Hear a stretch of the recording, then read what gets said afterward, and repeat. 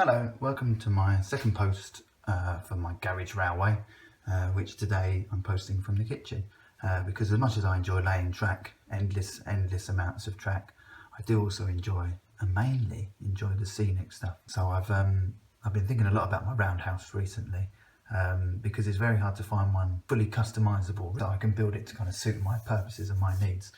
So what I've done is I've downloaded a scale scenes kit called the North Light Engine Shed, and that's it's a rectangular one. So if you imagine this wall here, this is a straight one, and then this girder would go parallel to that, and then there'd be another wall here. So it's completely rectangular, so the two rows that go in straight.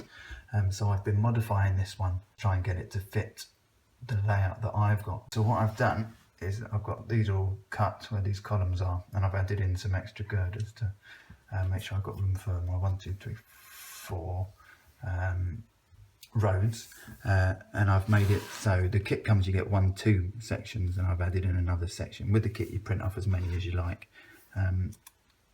which is great because when it comes to like the girders and the roof sections, I've had to print off loads and loads. So far it's coming along quite nicely. I'm very impressed with these little down pipes. I really like those. But the roof has been incredibly tricky because, as you can see, it's not a square roof. It's a many angled roof. So I've been just fiddling with the roof and getting it slowly getting it there. These are the first 2 sections. I need to add another section. I'm having to do each section kind of in situ really, and then glue it up, and then put all the scenic, all the stuff on it. So that's just it's not fully fitted. Then I need to have cladding along here, but it fits quite nice, and it's going to look quite nice when it's all in place. And I am going to light it. My plan is, and I should do it during this post hopefully, is inside here I'm going to have 1, 2, 3, 4, 5, 6, 7, 8, 9 lights, which seems like a lot, but my plan for this entire railway is every building should be able to turn the lights on and off separately, and every building should have its own dimmer switch, which you can buy on eBay now for next to nothing, and that way I'll be able to control the brightness of every building, so I don't have anything too bright, and I can have different brightness all of the buildings so it doesn't look too kind of uniform everywhere. But in here it means I can make the lights very dim, so they should almost cast kind of almost like a little bit of what feels like a bit like a spotlight down between all of these girders. So it should look really nice when it's lit up. I'll carry on updating this post, and hopefully there'll be some progress, and then for the end of this update, which should be my June update, I'll be able to have it finished. Okay, the back is going to have a wall along here, the interior wall along here, and all of these wires once soldered together, so there'll be just one wire for each post. It just goes straight down behind the interior wall, and then the outer wall will go in front of it, and the roof will come and just maybe go a couple of mil over the edge, just to cover all of that up.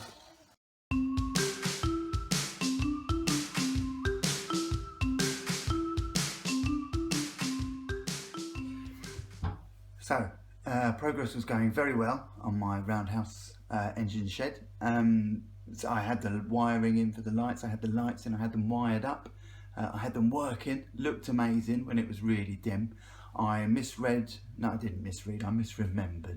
the input voltage for the light bulbs was 6 volts and wired them into a 12-volt transformer, which was fine until I showed my son how bright they went, and basically what I ended up doing was showing him how bright they went before they all blew. Now the girders, actually the bulbs were glued into the girders, so I had to remove every single girder to take out all of the bulbs. Arses! And I was a bit bummed out by that, but I looked for the positives, and the positives were it meant I could do a better job of weathering the inside of the engine shed, and also I could address the girders, which were just like these black girders, and they weren't very nice, so I've made them slightly better, I think. So the engine shed now has a slightly better bit of smoky weathering. I'm still going to add some more, and it's very bare inside now. You notice there's these holes now, and that's because each wire is now going to run through instead of going all the way across. So if I do have any problems, it makes it much easier for me to take them out I've learned from that mistake. And for the lights themselves, I had one bulb left, so I got to experiment. But for the girders, you see I've done this red colour. If you can see that, they're like more of a red industrial kind of steelwork colour, with a bit more weathering up the top. I'm going to add a little bit more. But the bulbs now, I've left the wiring exposed. I painted it silver because I've kind of preferred that, and I think it's a bit more interesting to look at. And I've made these little light covers, light fittings, which are kind of painted like that industrial green colour. The inside's kind of cream, and I've smoked them up a little bit. And I think with these dotted all the way along, the wires running down, I think it will look much better than it did look previously. I was pleased with it, but I think I could have improved on it. And I feel like now I have taken a positive from the disaster, which was me blowing every single bulb.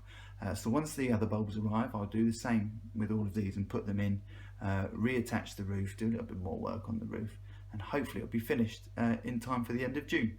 Okay, my bulbs have arrived. Just to show you what they are, they're grain of wheat bulbs, 2mm, and it clearly says 6 volts, says 6 volt on the other packet that I got before I plugged them into a 12 volt transformer and blew them all up. I got them from smmodelrailways.co.uk, which are on eBay. They arrive very quickly, and they're very cheap. They're only about £2 for all of these. I know a lot of people are at home shouting, but you should use LED bulbs. They use less energy and they create less heat. But the amount of voltage I'm running through these, they don't create any heat at all. And I quite like the nice warm yellow glow that they give me. And I will be using LED bulbs as much as I can, but I don't feel I need to right now. This is just the way I want to do it. So that's that. I'm going to put these in. Okay, so I've now got the lights all wired into the girders, and the girders stuck back in. Now if you can see them there, they're the green light covers there, you can see. And from this side, you can see them in there. Inside there, I've still got 2 vents to put on the front here. I will do. The wiring all goes under there, and it comes out the back, and it will all be hidden inside this void and soldered together, so only one connection comes down under the baseboard. And I'm going to put the roof on now. Right, testing my dimmer switch with a single bulb. Very bright, but up full and hasn't exploded, so we're okay. I've been soldering, and now the back looks like this. This is where the wires all meet. It's all taped up. They go under and they come through. This wire will go through the baseboard. That leads to this, which is my dimmer, which is also a pulse width modulator. I got that on eBay for £2. And that at the moment runs along this blue cable that I've got here, which is just a simple USB plug. USBs are about 5 volts, so it leaves me perfectly safe. Right, now I've not completely put the roof in, but I'd like to test it just to see how it's looking. So without further ado, let's try on my lights. Here we go.